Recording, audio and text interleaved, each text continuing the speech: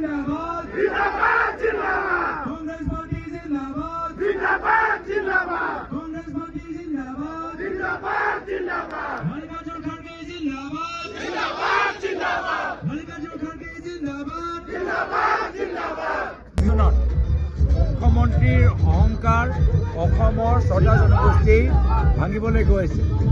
মুখ্যমন্ত্ৰীয়ে অহংকাৰী ৰজাৰ দৰে ক'লে যে বিধানসভা নিৰ্বাচনৰ আগত ছটা জনগোষ্ঠী জনজাতিকৰণ নাপায়।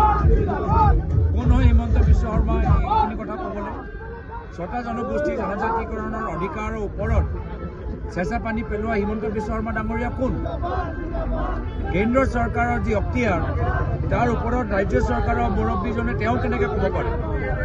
এইবাৰ যে তেওঁ যে অহংকাৰী চৰিত্ৰ যে আছে, যি অসমৰ ৰাইজে যোৱা 25 বছৰৰ পৰা চাই আছে, তেওঁ মাত্ৰ নিজৰ স্বাৰ্থৰ বাবে ৰাজনীতি কৰে, বেলেগৰ কাৰণে নহয়। মাত্ৰ নিজৰ পৰিয়ালৰ উন্নয়নৰ বাবে, নিজৰ ঘৰৰ উন্নয়নৰ বাবে ৰাজনীতি কৰে। জনসাধাৰণৰ কি উন্নয়ন, জনসাধাৰণে কি বিচাৰে তাৰ বাবে তেওঁলোকৰ কোনো চিন্তা নাই।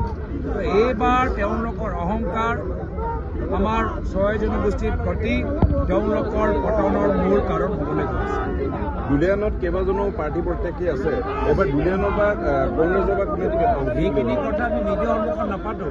আপোনালোকেও জানে যে আমাৰ কেন্দ্ৰীয় নেতৃত্ব আছে, যিখিনি কথা আমি মিডিয়াৰ সন্মুখত পাতিব নোৱাৰোঁ। আপোনালোকে চেষ্টা কৰিব পাৰে। হাজাৰ হাজাৰ মানুহ যেতিয়া আমাৰ গৌৰৱ গগৈৰ নেতৃত্বত সময় পৰিৱৰ্তনৰ যাত্ৰা বুলি আমি আৰম্ভ কৰিছোঁ।